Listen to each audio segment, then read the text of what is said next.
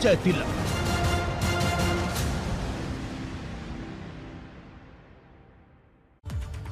नमस्कार, आप सभी का बहुत स्वागत है एबीपी गंगा में। आपके साथ मैं दीपा बाफिला। सुबह के 10 बज गए हैं। बुलेटिन की शुरुआत अहम खबर के साथ करते हैं। भाजपा 5 फरवरी को यूपी चुनाव के लिए अपना घोषणा पत्र जारी करेगी। ये बड़ी खबर है। भाजपा 5 फरवरी की तारीख है, यूपी चुनाव को लेकर घोषणा पत्र जारी करेगी, सामने रखेगी। घोषणा पत्र में किसानों की आय दोगुनी करने, किसानों को कृषि से जुड़े मामलों में रियायत देने की बात को शामिल किया जा सकता है। वहीं महिलाओं को रोजगार, स्वरोजगार के साथ साथ सुरक्षा और सम्मान से जुड़ी घोषणा भी हो सकती है। घोषणा पत्र जारी करने के दौरान भाजपा के राष्ट्रीय अध्यक्ष जेपी नड्डा, गृह मंत्री अमित शाह, मुख्यमंत्री योगी आदित्यनाथ, चुनाव प्रभारी धर्मेंद्र प्रधान और प्रदेश अध्यक्ष स्वतंत्र देव सिंह की मौजूदगी होगी। इसके अलावा शिक्षा के साथ साथ युवाओं के लिए रोजगार सृजन पर भी फोकस किया जा सकता है। सांस्कृतिक राष्ट्रवाद से जुड़े मुद्दों को भी घोषणा पत्र में महत्व दिया जा सकता है, ये कहा जा रहा है। 5 फरवरी का इंतजार हो रहा है, जब मैनिफेस्टो आएगा भारतीय जनता पार्टी का, घोषणा पत्र सामने होगा तो क्या कुछ बड़ी बड़ी बातें होंगी, लगातार नजर रहेगी।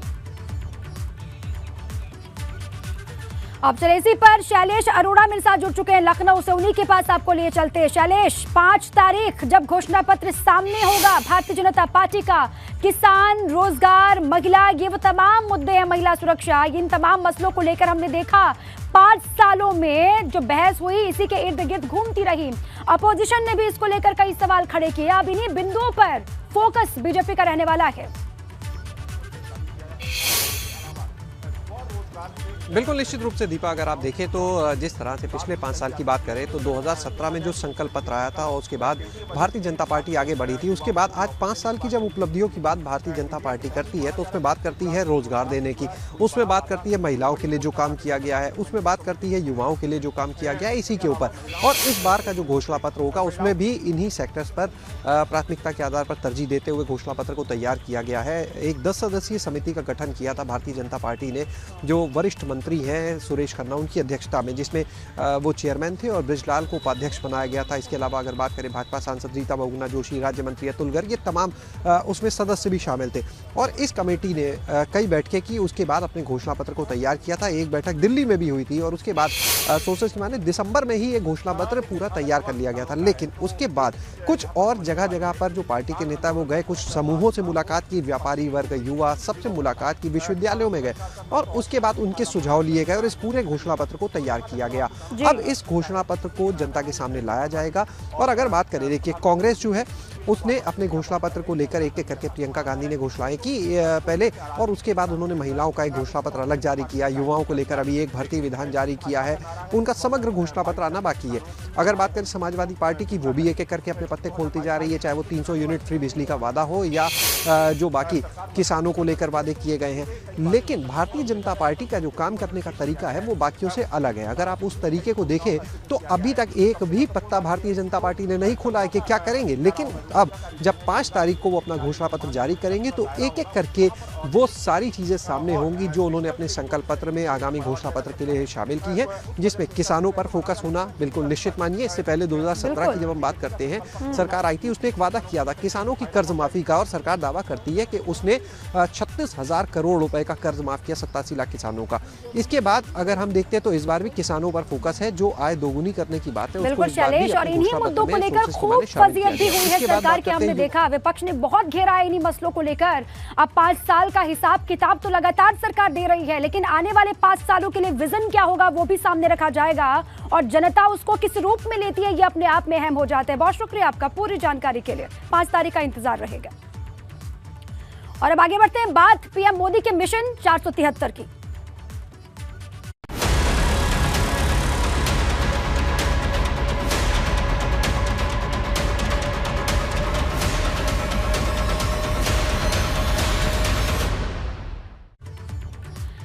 बड़ी खबर यह है कि चुनाव प्रचार के लिए भाजपा का वर्चुअल प्लान तैयार हो चुका है। यूपी उत्तराखंड की 473 सीटों पर पीएम करेंगे वर्चुअल कैंपेन। जी हां, आज सुबह 11 बजे का वक्त है। पीएम पार्टी कार्यकर्ताओं को करेंगे संबोधित। अब से करीब 1 घंटे के बाद सुबह 11 बजे पीएम मोदी पार्टी कार्यकर्ताओं को संबोधित करेंगे, जीत का मंत्र देंगे, साथ ही साथ बजट और आत्मनिर्भर भारत विषय पर भी पीएम का संबोधन होना है।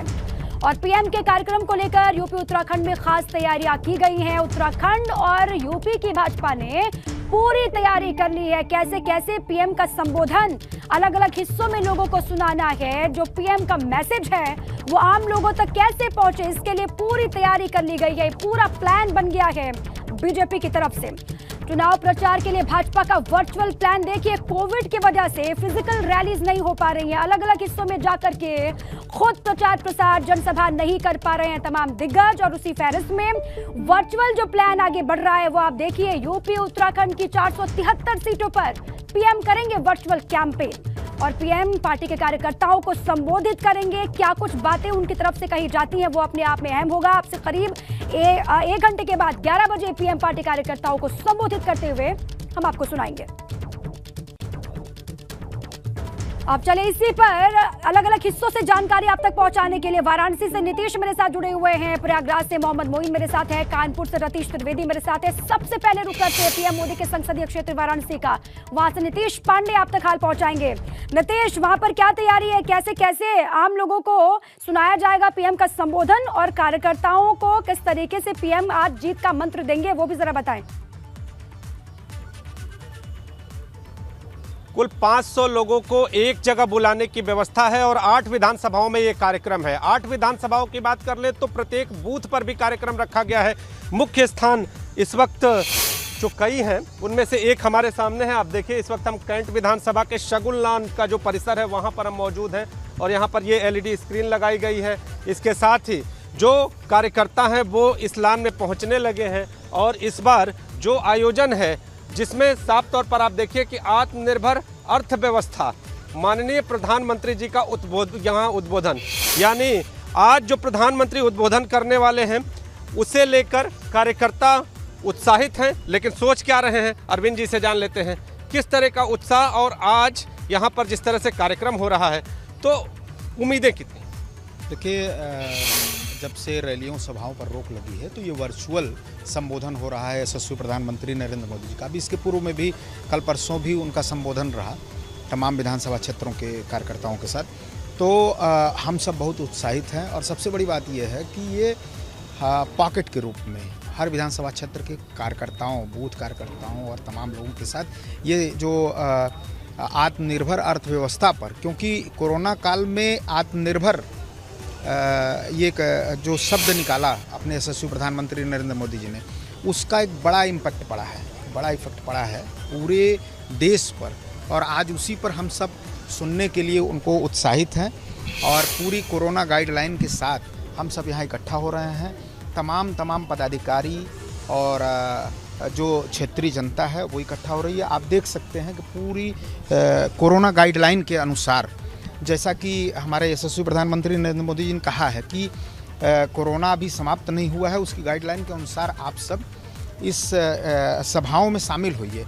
तो 500 लोग, मतलब 500 से ज़्यादा की संख्या हो रही है, लेकिन जो लोग आएंगे वो दूर दूर पर खड़े रहेंगे यहाँ। एक और चीज़, 403 विधानसभाओं का अगर कहें तो पूरा कार्यक्रम है और उन लिमिटेशंस का ख्याल रखना होगा। 500 लोग एक जगह एकत्रित हो पाएंगे, बाकी जो भीड़ जुटेगी उनको अलग अलग हिस्सों में बिठाया जाएगा। जो सुनेंगे पीएम क्या कुछ कहते हैं। चलिए प्रयागराज लिए चलते हैं, वहाँ से मोहम्मद मोइन लगातार बने हुए। मोहम्मद मोइन, क्या जानकारी है वहाँ से, किस तरीके से तैयारियां की गई है, कैसे सुनेंगे वहाँ के लोग पीएम मोदी का संबोधन, बताएं। जी बिल्कुल, अगर हम संगम नगरी प्रयागराज की बात करें तो यहाँ सभी 12 विधानसभा सीटों पर इस तरीके का कार्यक्रम आयोजित किया जा रहा है। इस वक्त हम मौजूद हैं शहर दक्षिणी इलाके में, जहाँ पर आप देख सकते हैं कि ये जो एक बड़ी सी स्क्रीन लगाई गई है मंडपम सभागार में, पूरे हाल को खूबसूरती से सजाया गया है। यहीं पर प्रधानमंत्री नरेंद्र मोदी का जो संबोधन होगा उसे इसी स्क्रीन के जरिए दिखाया जाएगा। और ये जो जगह यहाँ देखिए आप, ABP गंगा चैनल लगाकर रखा गया है, स्क्रीन पर इसी को दिखाया जा रहा है और ये ABP गंगा चल रहा है। इसी के जरिए जो है वो पीएम मोदी का कार्यक्रम यहाँ कार्यकर्ताओं को दिखाया जाएगा। खास इंतजाम किए गए हैं, खास व्यवस्था यहाँ पर की गई है। हमारे साथ भारतीय जनता पार्टी के जो नेता हैं अनिल केसरवानी जी, हम उनसे बात करते हैं और जानने की कोशिश करते हैं कि आखिर यहाँ पर किस तरीके की तैयारियां की गई हैं, कितने लोग आएंगे। और जो यहाँ पर योगी सरकार के कैबिनेट मंत्री हैं नंद गोपाल गुप्ता नंदी, वो भी यहाँ पर खास तौर पर मौजूद रहेंगे। बताइए किस तरीके की तैयारियां यहाँ पर की गई। आज भारत के यशस्वी प्रधानमंत्री आदरणीय नरेंद्र मोदी जी के द्वारा आत्मनिर्भर भारत पर अपना व्याख्यान देंगे। कल जो बजट प्रस्तुत हुआ है वो भारत के दूरगामी इकोनॉमिक स्थिति को दर्शाएगा। इसी संबंध में आदरणीय मोदी जी आज अपनी बात हम सब के बीच में रखेंगे। निश्चित तौर पे पूरे उत्तर प्रदेश के अंदर 473 उत्तर प्रदेश उत्तराखंड की 400 किस तरीके की तैयारियां यहाँ पर की गई, कितने कार्यकर्ता आएंगे और कौन खास लोग आएंगे? यहाँ पर अपने पूरे दक्षिणी विधानसभा के सभी मंडल की कार्यसमिति तक के लोग, सेक्टर के संयोजक, बूथ के अध्यक्ष और महत्वपूर्ण जितने भी हमारे पदाधिकारी हैं वो सब रहेंगे। लगभग 1000 से ऊपर संख्या यहाँ ठीक है। वहाँ पर भी संगम नगरी में भी तैयारियां तमाम की गई। अलग अलग हिस्सों की तस्वीरें लगातार हम दिखा रहे हैं अपने दर्शकों को। आप सभी रहिए हमारे साथ। इसी बीच एक बहुत अहम खबर है, भाजपा प्रत्याशी राजेश्वर सिंह नामांकन दाखिल करेंगे आज। नामांकन दाखिल करने से पहले उनसे हमारे उत्तर प्रदेश के ब्यूरो चीफ वीरेश पांडे ने खास बातचीत की है, वो सुना देते हैं एक बार जल्दी से, क्योंकि नामांकन दाखिल करने वाले हैं। नामांकन दाखिल करने से पहले बीपी गंगा से खास बातचीत की है, सुनिए। लखनऊ के सरोजनी नगर से प्रत्याशी घोषित भारतीय जनता पार्टी के राजेश्वर सिंह जी हमारे साथ हैं। राजेश्वर जी, एक नई पारी की शुरुआत करने जा रहे हैं, आपके मन में कोई भय, संशय या उत्साह, किस रूप का विचार आ रहा है? मुझे बहुत अच्छा लग रहा है कि देश सेवा के लिए एक नई पारी शुरुआत करने जा रहा हूँ। देश सेवा पहले भी पुलिस में और ईडी में रह के करता रहा हूँ। अब इसमें ज़्यादा बड़ा स्पेक्ट्रम है, ज़्यादा देश सेवा करने के अवसर हैं। राजनीति में रह के देश के लिए काम करना है, गरीबों के लिए काम करना है, युवाओं के लिए काम करना है, भारतीय जनता पार्टी की विचारधारा को आगे बढ़ाना है। किससे प्रेरित होकर आप भारतीय जनता पार्टी को ज्वाइन कर रहे हैं? आपके संबंध तो सभी पार्टियों से। माननीय मोदी जी का व्यक्तित्व, उनका विचार, उनकी विकास की विचारधारा तीनों बहुत प्रभावित करती हैं मुझे। तो मोदी जी से मैं बहुत प्रभावित हूँ। उन्होंने देश के लिए जितना कार्य किया है, इतना कार्य किसी राजनीतिक ने आज तक नहीं किया है। और विदेशों में जो भारत की छवि उन्होंने इतनी अच्छी करी है, जो उन्होंने गरीबों के लिए योजनाएं चलाई हैं, 80 करोड़ लोगों को कोविड ऐसे टाइम में फ्री राशन दिया जा रहा है, आत्मनिर्भर भारत के लिए जो कार्य किया जा रहा है वो सराहनीय है। और उत्तर प्रदेश में योगी जी ने माफियाओं से उत्तर प्रदेश को मुक्त कर दिया है, अपराधियों से उत्तर प्रदेश को मुक्त कर दिया है। उनका भी मुझे साथ देना है कि उत्तर प्रदेश में ऐसे ही अमन चैन कायम रहे और उत्तर प्रदेश की निरंतर प्रगति हो। सरोजनी नगर लखनऊ की हाई प्रोफाइल सीट है, आपको उम्मीद कितनी है कि आप वहां से चुनाव जीतेंगे? हम लोग 100% चुनाव जीतेंगे और भारतीय जनता पार्टी पिछली बार से ज़्यादा की सीटें पाके सरकार बनाएगी। ऐसी क्या खास बात है आप में कि सरोजनी नगर की जनता, यूपी की जनता आप पर भरोसा करे और एक विश्वास हो कि राजेश्वर सिंह आएंगे तो वहाँ का चहुमुखी विकास होगा? देखिए, मैंने इतनी बड़ी नौकरी छोड़ दी जनता के लिए। लखनऊ मेरी कर्मभूमि रही है, मेरी मातृभूमि रही है। मैं लखनऊ में पैदा हुआ हूँ, मेरे पिताजी भी लखनऊ में, एक बड़े मेरे लिए हर्ष की बात है कि वो भी पुलिस में लखनऊ में उन्होंने 20 साल नौकरी करी। लखनऊ में मैंने भी लगभग 10 वर्ष नौकरी करी। ईडी में रिटायरमेंट भी मैंने लखनऊ से ही लिया। लखनऊ में मैं पढ़ा हूँ, तो लखनऊ के लिए मेरा करने की बहुत इच्छा है। लखनऊ में रह के बहुत काम करूँगा और युवाओं को आगे बढ़ाने के लिए मुझे बहुत काम करना है। राजेश्वर सिंह मतलब ईडी की सर्विस छोड़कर राजेश्वर सिंह भारतीय जनता पार्टी की सदस्यता लेकर चुनाव लड़ने जा रहे हैं। ईडी में जो काम किया आपने, हमने देखा है कि चाहे वो 2G घोटाला हो, स्पेक्ट्रम घोटाला हो, अगस्ता वेस्टलैंड का मामला हो, गोमती रिवर फ्रंट हो, चाहे सहारा का मामला हो, पूंजी मामला हो, सारे मामले आपने देखे और जो अपराधी रहे वो जेल के सलाखों के अंदर रहे। अपराधियों की जगह जेल है, अपराधियों को जेल में रहना चाहिए। योगी आदित्यनाथ जी ने बहुत अच्छा कार्य किया है और हम लोग का यही उनके साथ सहयोग रहेगा कि अपराधी जेल में रहें और उत्तर प्रदेश बिल्कुल यहाँ पे कोई भय का वातावरण कभी ना रहे।